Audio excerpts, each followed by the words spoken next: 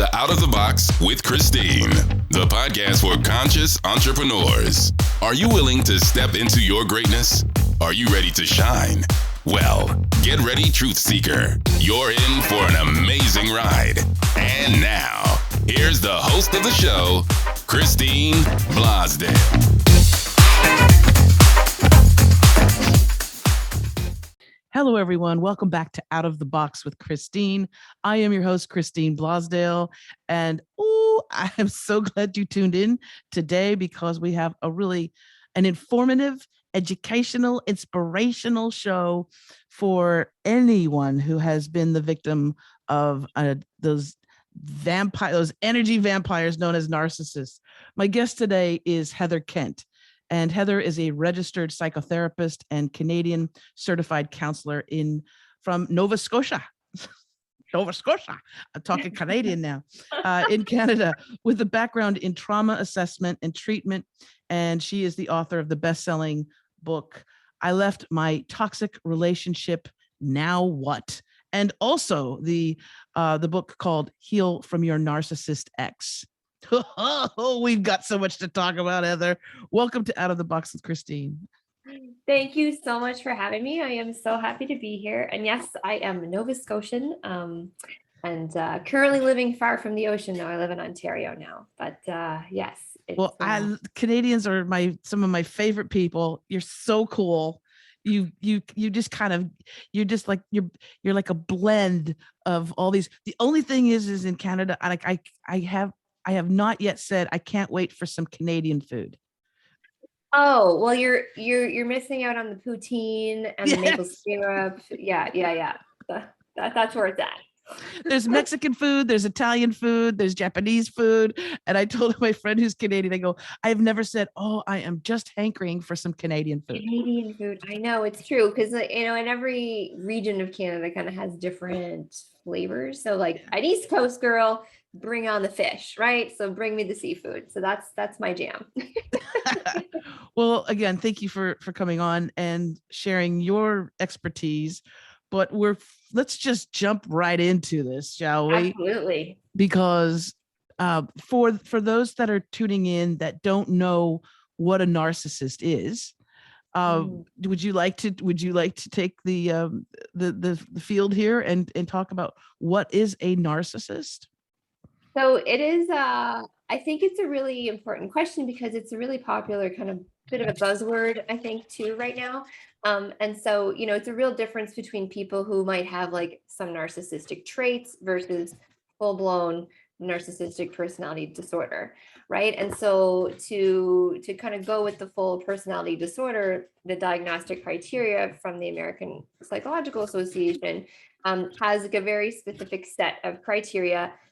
There's 9 different sort of key traits, only five of which you have to possess, any combination of any 5. And so it kind of ranges from like grandiosity, like really over the top, overt, look at me, I'm amazing, I'm fantastic, I'm the best, I've fixed everything, and I'm just wonderful, and the sun shines out my rear end, and I do nothing wrong, and look at me, look at how fantastic I am. And so there's that aspect. There is the key hallmark, real kind of trait of any kind of narcissistic personality is the lack of empathy. And so they have this part that's just not there, where they don't have the capacity or ability to even consider how other people may be feeling, how what they do may impact other people. And even if that is pointed out to them, it still doesn't factor into the decision-making process. They're going to do what they're going to do for them because the ends always justify the means to get their needs met, regardless. And so the lack of empathy is really the hallmark piece. And then you have like some jealousy. We have inner insecurity that's being hidden by these, grandiose gestures and this overtness. And that's kind of the more common, I think, sort of thought that people have when they think of a narcissist. And that's not untrue. However, I have a bit of a pickle with the APA's version of what a narcissist is, because it's really only categorizing one sort of subtype of narcissistic personalities that exist, which is that kind of, we call it an overt narcissist. So that really, extroverted, over the top, want to be in the spotlight, give me attention, me, I'm fantastic. You might think of some politicians in current recent events that may come to Yes. mind. Yes. And so these are the things that are portrayed often in media and in movies and that kind of thing. However, we have like 3 other major sort of categories of narcissistic personalities that I think are less known to people, and I think these are the ones that are really important for us to know about. Right. So if you don't mind, maybe I'll Please share do. Please. Okay. So the kind of more confusing one is sort of the opposite of that grandiose, overt narcissistic type. We call these covert or sort of fragile narcissists. And these people don't like to be in the center of attention. And the reason for that, so they're more introverted, they don't like to have attention drawn to them. They still possess that inner grandiosity where they think and believe that they're better than other people, that they don't do anything wrong. They still will not accept responsibility for their actions or their behavior. There's no accountability, lots of blaming, deflecting, right? But the big difference is that they don't want people to pay attention to them because they are so terrified of judgment from others that they actually don't want to draw attention to themselves. And so very opposite to a grandiose narcissistic personality who reports high levels of happiness. They think everything's great. They think their relationships are amazing because they're just so delusional. Like they have no clue that, their partners or spouses secretly hate them. So, they think everything's fantastic because they're just very delusional. And so they report high levels of happiness and they think that everything's okay. Whereas a covert narcissist, for example, will report high levels of anxiety. They report, not having stable relationships. They're very insecure. They have high levels of depression.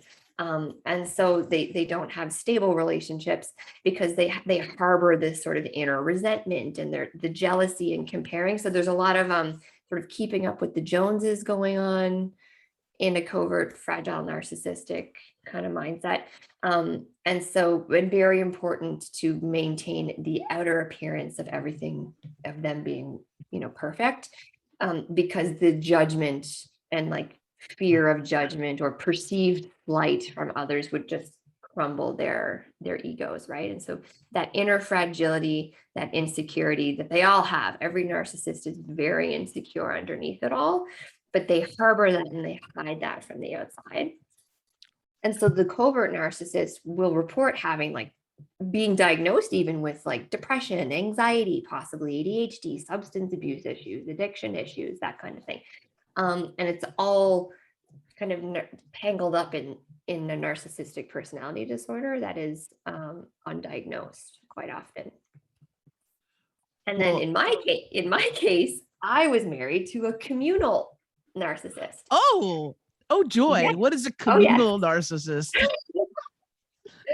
So they're actually even trickier to figure out and to kind of spot because they outwardly present themselves as being amazing humans. Oh, one of those. Yes. Good people. They're volunteering, they're donating money, they're on the board of directors for charities, Right. Nonprofit organizations, service organizations. They're, erecting swing sets and public gardens and coaching the hockey teams and all this sort of stuff, which is all wonderful, of course.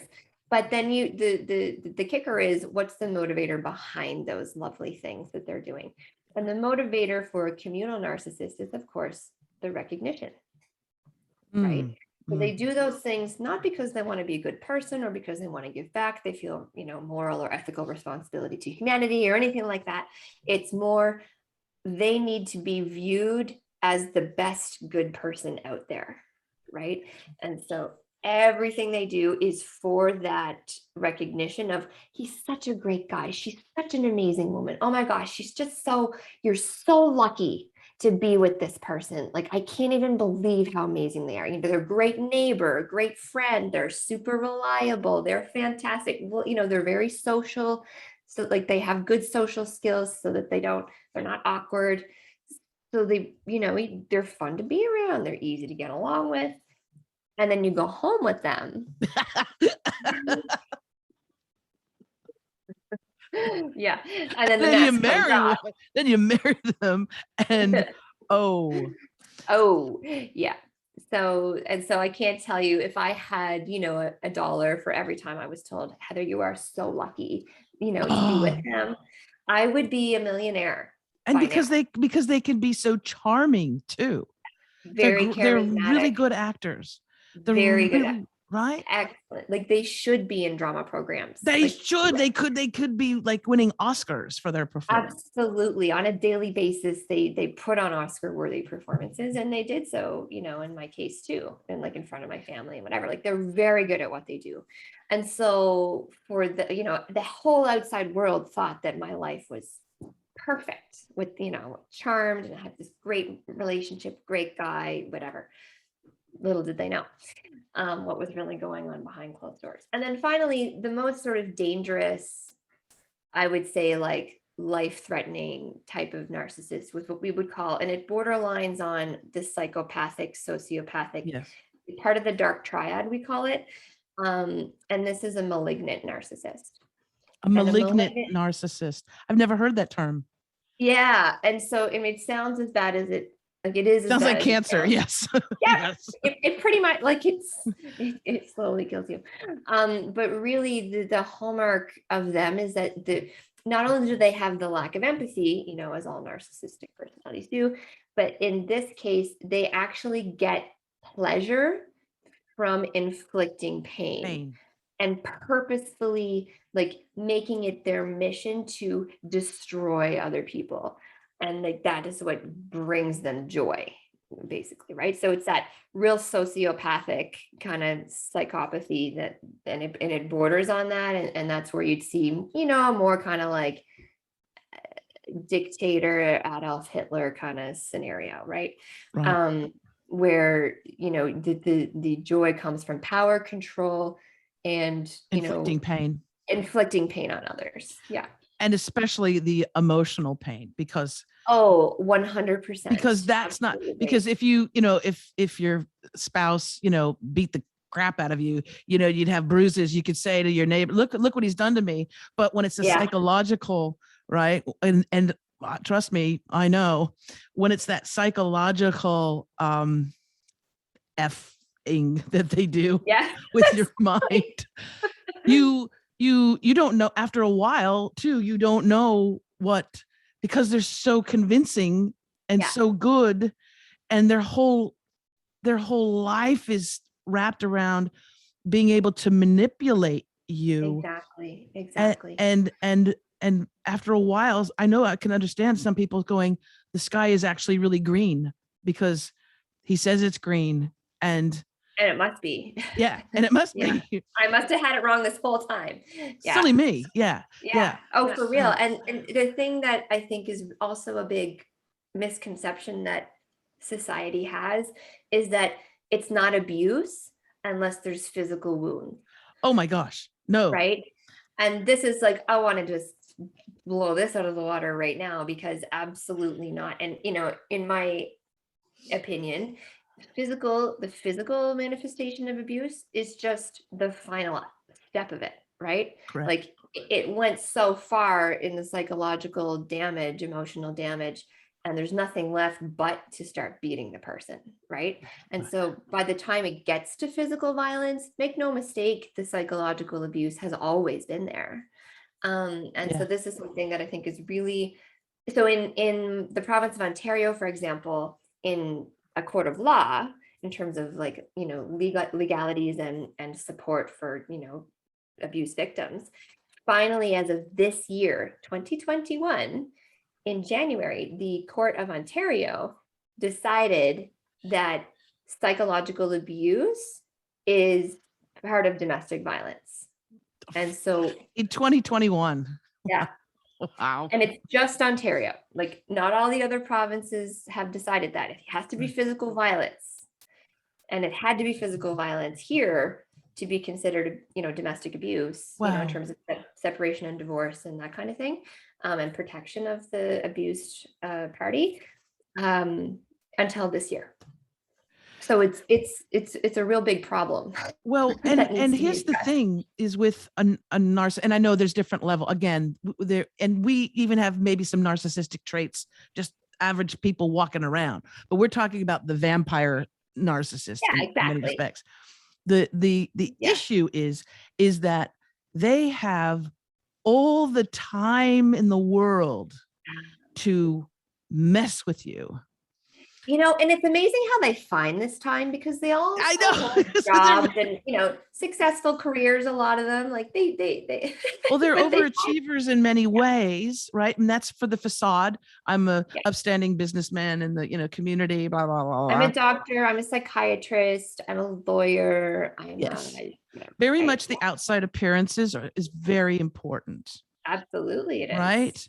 But what happens is that and here's the thing, if it's a partner, spouse, girlfriend, boyfriend, whatever, what they do is they find out your secrets, your weak points, if you ever once cheated on or fudged a little thing on a tax form, or you did something, and they draw that out of you. Yeah, or even some terrible belief that you have about yourself, like a low self-esteem issue. Self-esteem, or if you were traumatized at a young age and you said, because they come on you and they say, you know what, you're my soulmate, you're the best person in the whole wide world. Protect you, I love you, and tell me your secrets. And then so you tell this person who it might be your husband or soon to be husband or wife, and you're like, well, I gotta tell him all my things. So you expose yourself as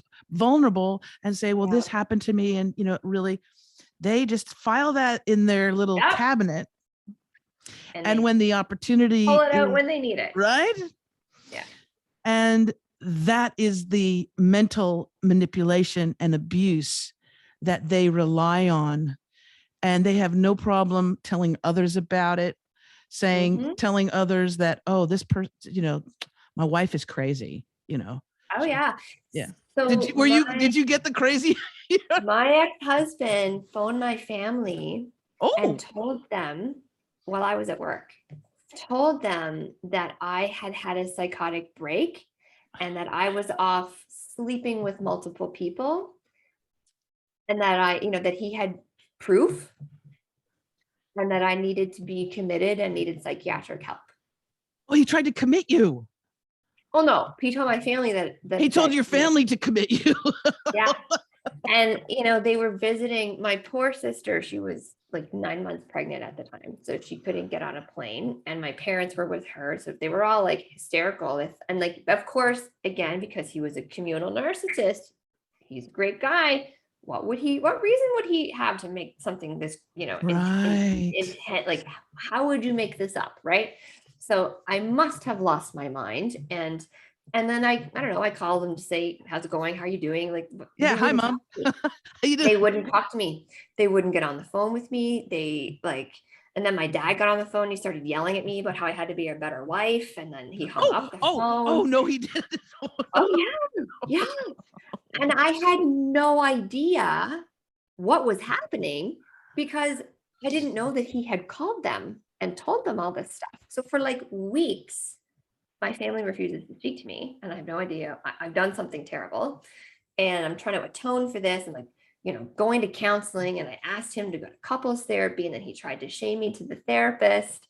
And it was actually the couples therapist, that told me, you got to get out. This is not healthy. You have to leave. Wow. Thank goodness. Yeah. That was the slap in the face that I needed. It's like, the marriage therapist typically doesn't say, Yeah, Get out. let's call it, but that's what she was seeing. So, Well, and you touched on something that's absolutely really important, and if you could feel free to expound on this, since you are a psychotherapist as well. Uh, we tend to want to, as human beings, and if we love someone, if they're narcissistic or not, we want to fix them. We want to, we want to say, well, they just need therapy, or I can make this person nicer, better. In my experience, and I've spoken also with Dr. Judith Orloff, the queen of empathy. There is no fixing these people. There is no no. Yeah. Can you expand on that? Because we're speaking to directly to those people who think you can fix especially a master narcissist, a sociopathic narcissist. Okay. They lack empathy, which means they don't care how you feel, or how the children feel, or how the dog feels. No. So can you please expand on this? Because I think it's really important. We want to fix people, but 100%. Yeah. 100%. So this dog is just a little bit rangy right now. So if you see it's me okay rambling, that's what's happening. It's okay. So yeah, this is a real big problem. And, I've been involved with court cases that are like next level.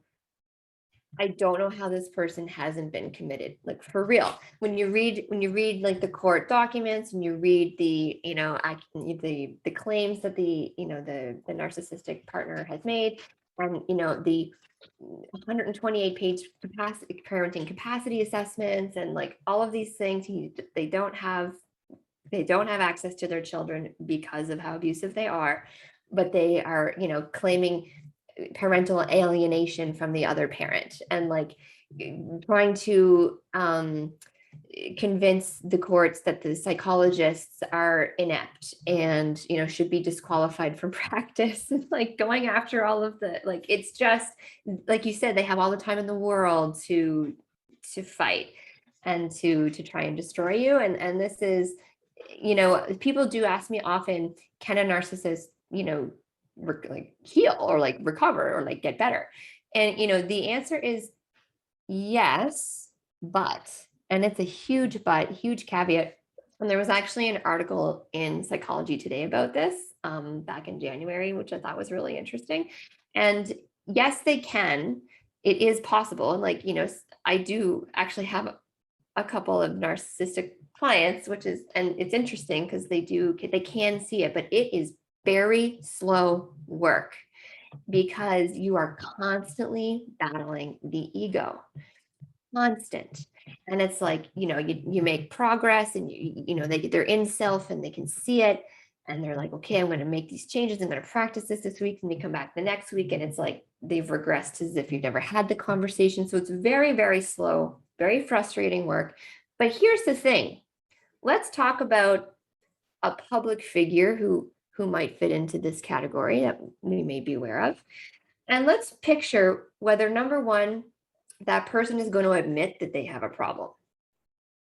Let's picture if, number two, that person is going to agree to go to a psychiatrist for a diagnosis of NPD. And then let's picture whether that person is going to agree to go to therapy like weekly for the next however many years to get better. Let's talk about that. No, they're not.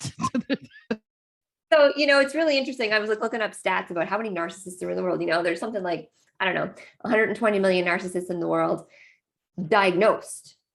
But how many people do you think actually get diagnosed who really are suffering from this personality disorder, but who, they're never the problem? There's nothing wrong with them. It's all you. It's everybody else. The world is out to get them. The world is to blame. They are perfect. It's all just everyone else's fault, everyone else's problem. And so they're never going to go and get the help that they need. Or they'll say, yes, sure, I'll go to therapy.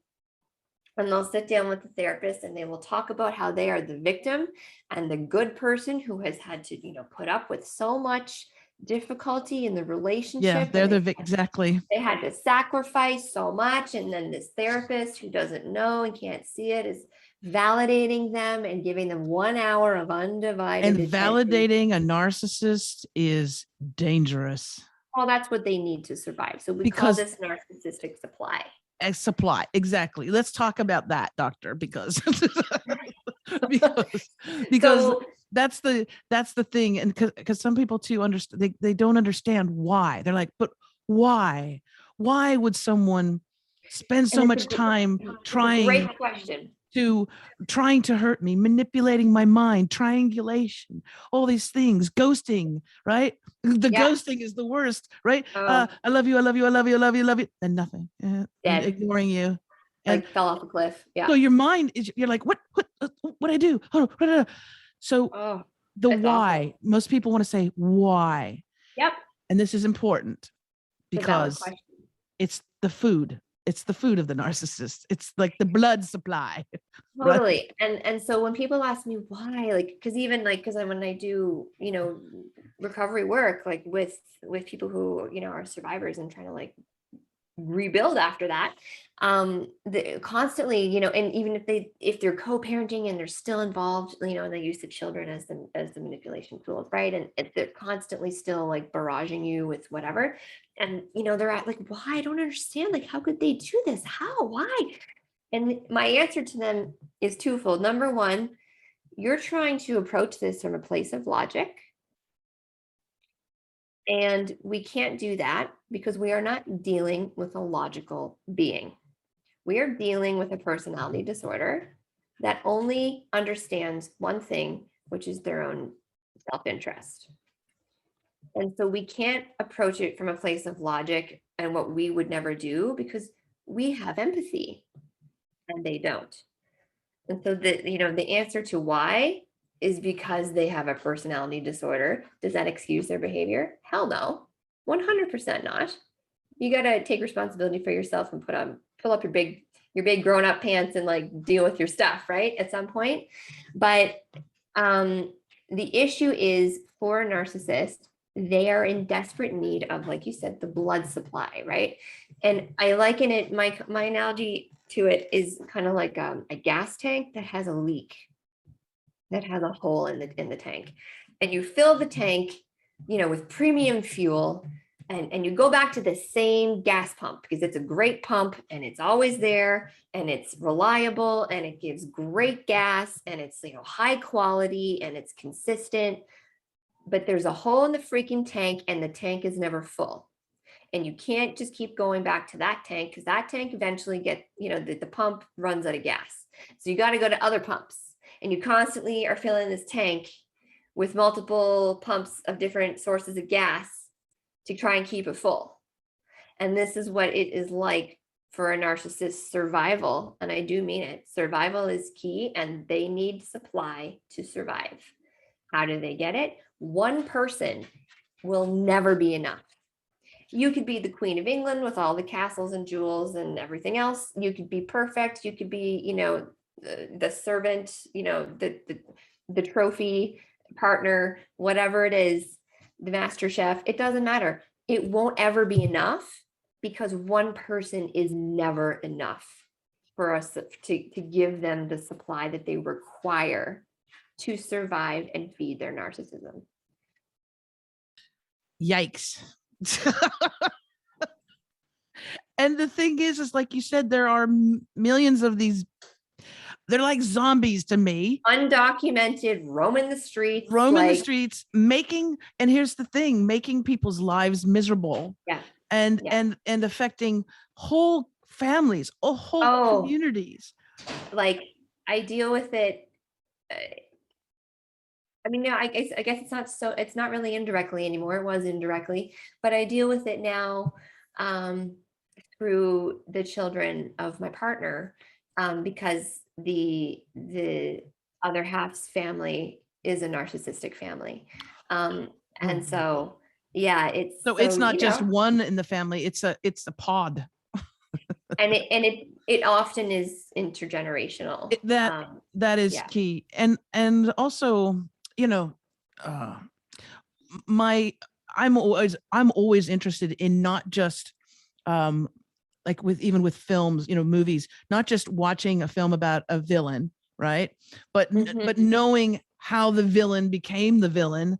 So Absolutely. How did Darth Vader become Darth Vader? How did Maleficent become Maleficent? How did you know what I'm saying? Like totally. how did the 101 Dalmatians, that evil lady, how Cruella did de Vil, yeah. Right? And when you find out about, when they do these sort of character studies, is the word I was looking for, is character studies on these villains, there's often a very tragic trauma history, right? A tragic thing that happens to them at a very young age. Correct. And that I is know absolutely. And that's where I think that's where also the split happens, because I've spoken about the subject matter, and I've spoken with a particular person who is a self-identified master narcissist. You've interviewed a very prominent one. Yes. We'll include that link in the show notes, because it was quite eye-opening. But even though his ego and everything, he was, it was very much about this, I'm doing something noble by telling you. It's kind of like the magician showing you how they saw the lady in half. This is about the narcissist.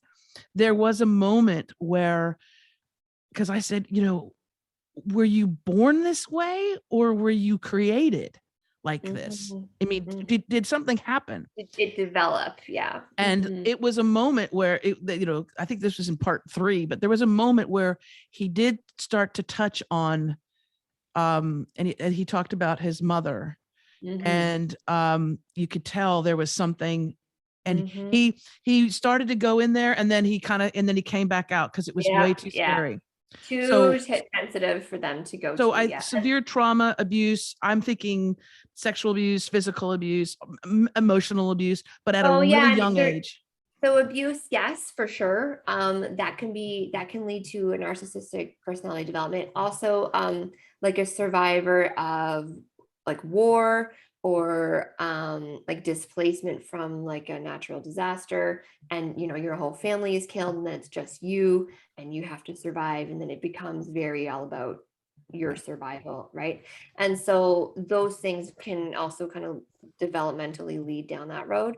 The other, and I would say really prominent factor, is if one of your parents is a narcissist. Right. And so again, certain public figures that we might be aware of has siblings who are not the same. And it's very, very common in like a family group, like in family dynamics or family systems, for if there's a family of like more than one child, one of them is chosen as the golden child by the narcissistic parent. The other children are ignored, invisible children, or scapegoat children, or the truth teller, which is then kind of the exiled child, and the invisible child, doesn't exist, and everything they do isn't good enough. You don't get noticed, you don't get attention, you don't get praise, whatever. And so, I mean, those children develop other issues in adulthood, but the golden child most often becomes the narcissistic adult. Oh, right. Oh my gosh. Because they can do no wrong, they're amazing, they're wonderful, again, right. They've been told their whole life. Exactly. Yeah, they poop rainbows, so they're put on this pedestal. They're, no one is good enough for them. They're,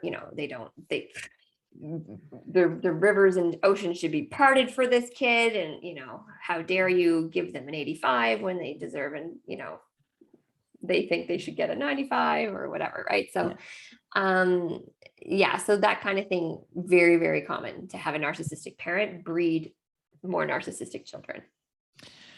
Wow. So would you mind, because I know a lot of people that are tuning into this, that are listening to this or watching it on YouTube, are victims of narcissists.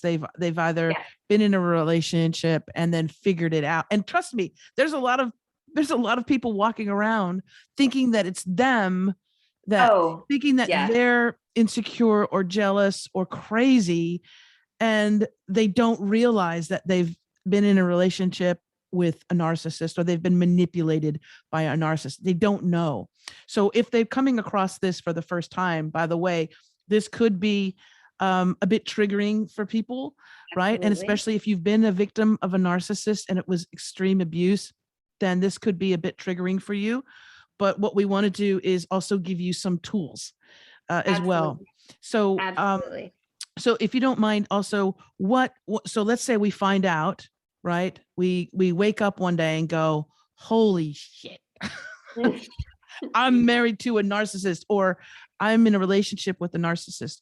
What are some things that we can do uh immediately? what can we Absolutely. do? And then I understand you have some resources for people as well. Yeah. So if some of you might be wondering, some of people listening, am I involved with one? So there's a little bit of a kind of cheat sheet sort of checklist questions that you can ask yourself. So I'll run through those really quickly so that you can kind of, do a little self check-in as you're listening, to help you to kind of decipher if this is what you're dealing with. So you might ask questions such as, does my partner experience an exaggerated sense of self-importance? Do they require constant admiration from others? Do they expect total compliance from others? Do as I say, not as I do kind of thing. Double standards, the rules don't apply to them, but everyone else needs to listen to what they want them to do.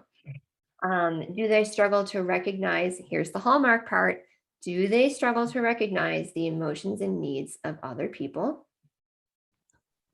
Does my partner ever expect special treatment or favors to be pulled from other people?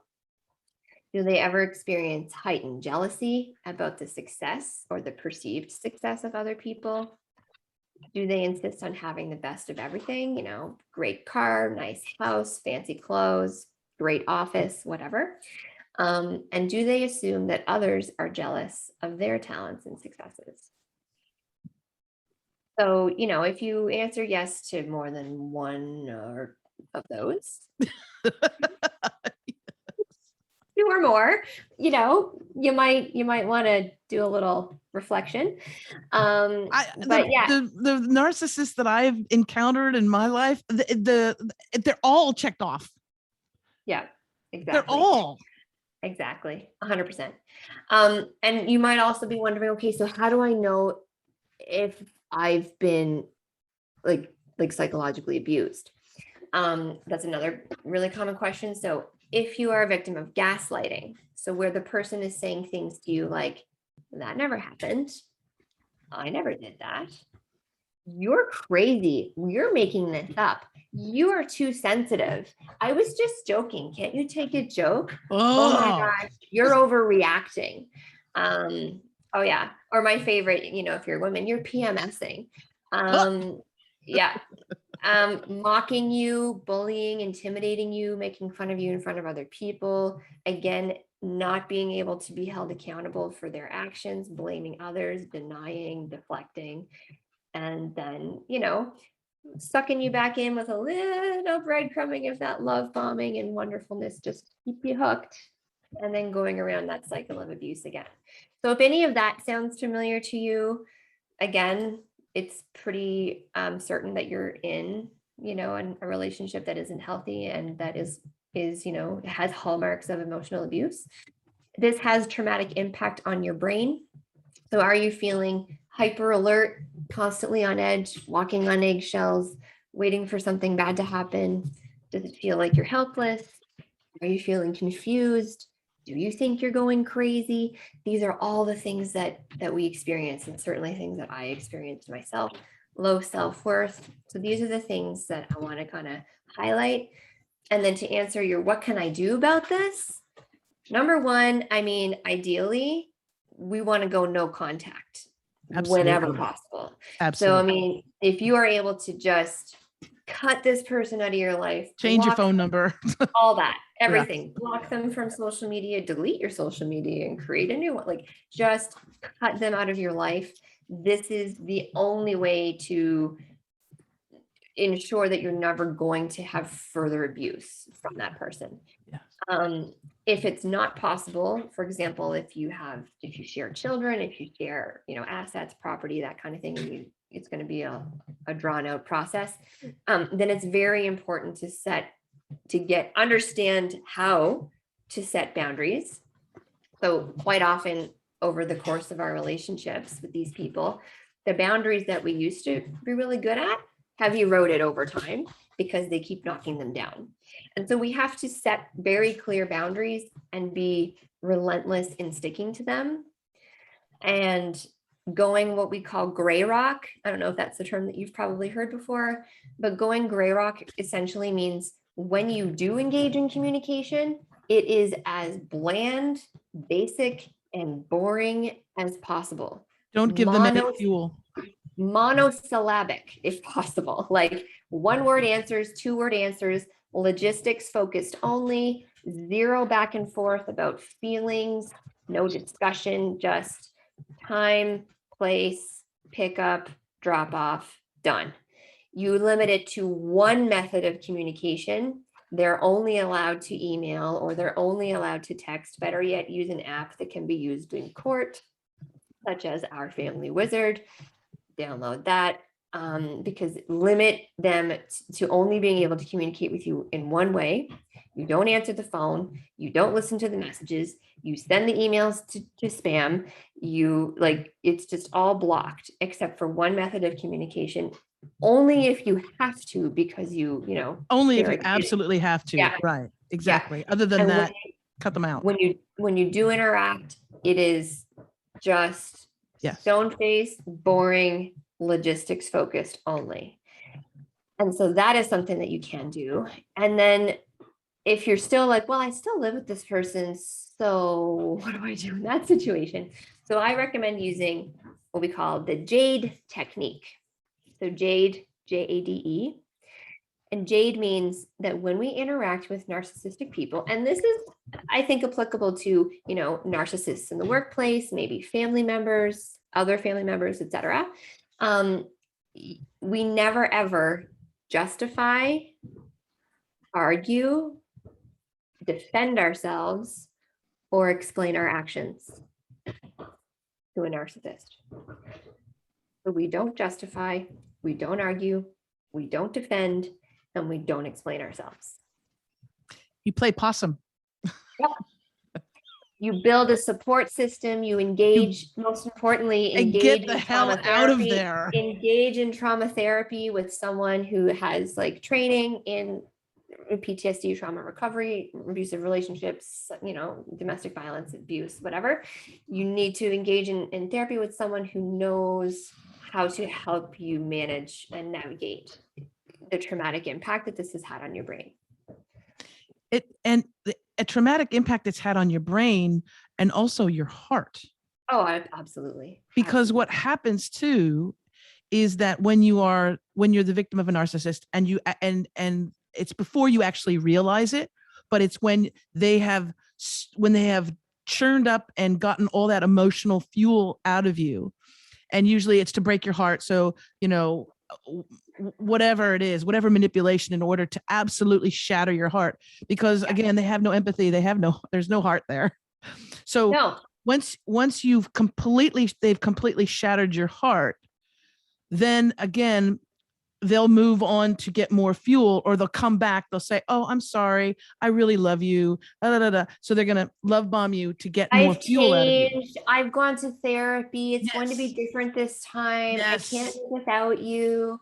No. This is the thing is that this is why it can ruin so many lives too. It's not only the mental, but it's the heart. Oh, it's the heart. And we have with trauma bond. So we become trauma bonded to our partners. And we also don't trust anyone else. How can you trust anyone after someone has love bombed you and narcissisted you, right? And manipulated. Exactly. So what happens is that you go, you know what? I'll never, ever open my heart again to another person. Yep. Because that person who did that to you was so convincing, was so believable, that even your friends and family were thinking they're the greatest thing since sliced bread. Mm-hmm. And we didn't even get into the whole flying monkey thing too. Oh yes, that's a whole other kettle of fish. Exactly. Yeah, and they try to recruit people, friends and family members to be their flying monkeys. In my case, my family he was successful temporarily, and then once I actually found out what he said to them, then it all came unraveling very quickly, and they never spoke to him again, of course. Well, they don't count on people actually like talking to each other either. No, they're not. Checking sources and going, wait a second. Yeah. Exactly. I never did that. I was never there. What? Wait, what? Yeah, exactly. And then the web of lies all comes undone. And yeah. And it's interesting that he never ever contacted them again after that phone call. Oh, really? Yeah, never again. How interesting. Yeah. So yeah, the flying monkeys is really, really, it's a challenge too, because then, they're going to have this whole smear campaign about how terrible you were and try to get people again to feel sorry for them because they're the innocent victims, of course, in all of this. Yes. Having to deal with, their crazy partner. Yes. Yeah, it's just next level, right? And it makes you go next level, and it makes you feel like, what you don't know up from down. And so that's why engaging in trauma therapy is super important, because you need someone you need some support to kind of navigate through making sense of that. You need to talk to someone, and you need to, and I agree completely. The best thing to do is absolutely no contact. Absolutely. It's almost like you pretend that they're dead. And like the data is in from psychologists to neurologists to psychiatrists, therapists to don't talk to them. because and if you actually really do just kind of look at them and conceptualize that they are vampires, would you hang around a vampire? Well, no, we wouldn't. And because your neck is looking really good to a vampire, right? And I ask people, I'm like, if on date number 1, your partner behaved to you and treated you the same way that they did last week, would you have shown up for date number 2? Nope. And the answer is no. We would run for the hills. Yeah. Right. And set everything on fire on the way out, just to make sure. But the thing is that the manipulation is slow, it's progressive, it's insidious, it's very hard to see. It's playing on your weaknesses and on your vulnerabilities, like you mentioned earlier. And again, back to the seafood, because I'm an East Coast girl. It's like putting a lobster in boiling hot water immediately. Lobster's going to be like, get me out of here. This is terrible. Danger. But if you put a lobster in cold water and slowly turn up the heat, it doesn't really notice that the temperature is going up. Yeah. And so we are the lobster in the cold water. Yes, we are. Right. And that's what happens. And then we don't realize it until we're reached the boiling point, figuratively and literally, oh my God, this is terrible. What's happening? Right. Oh, I adore you, Heather. You're welcome back anytime. Absolutely anytime. Be happy to come back anytime. Because we can talk so much. We can talk about this forever. Right? We could talk about this forever. I want you back definitely on the show. And if people, because people do need to talk about this, and if people do need to reach out to you to talk to you, and I understand you're offering something really amazing to our listeners and our viewers.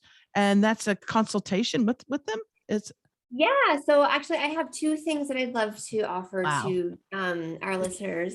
One is a free download of my book that specifically focuses on healing from the trauma of narcissistic abuse.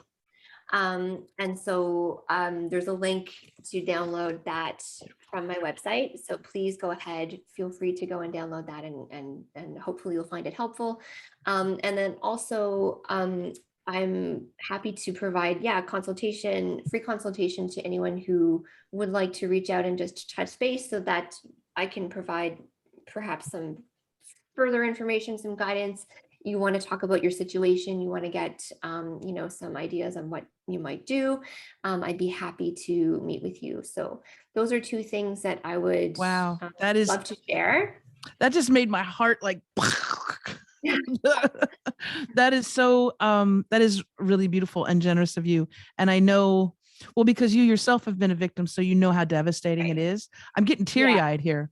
So I mean, it was my clients who showed up in my office. It's so interesting. I was in this kind of smaller city, just doing a private practice, and the amount of people, mainly women, but also a few men, have shown up in my office in this situation, in these abusive relationships, like trying to make sense of it, trying to leave, like not understanding what's happening. And I was just like, wow, this must be such a much bigger problem than I ever thought of, just because I survived it.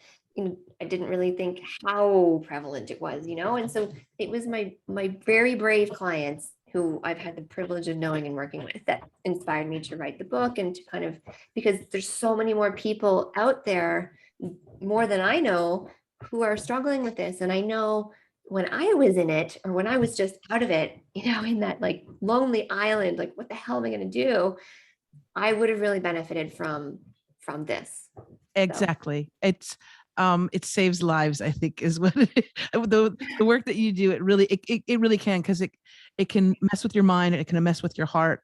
And, just think about all those wonderful future relationships that you can have after just knowing what you've dealt with and processing that. And so thank you so very much. We'll put the link for the book. You can download Heather's book, which is Heal from Your Narcissist Ex. We'll put the link there. That is so generous that you're going to allow people to get the book for free. And also even more generous is a free consultation session with Heather Kent. And I'll put the link in the show notes as well for that. You're an angel. Thank you so very much. And well, thank you so much for the work that you do, and the important topics that you cover, and the topics that you share with the world, because if it weren't for you hosting all of the people that you have, then other listeners wouldn't be able to benefit. So thank you, darling. Thank you so much. Thank you.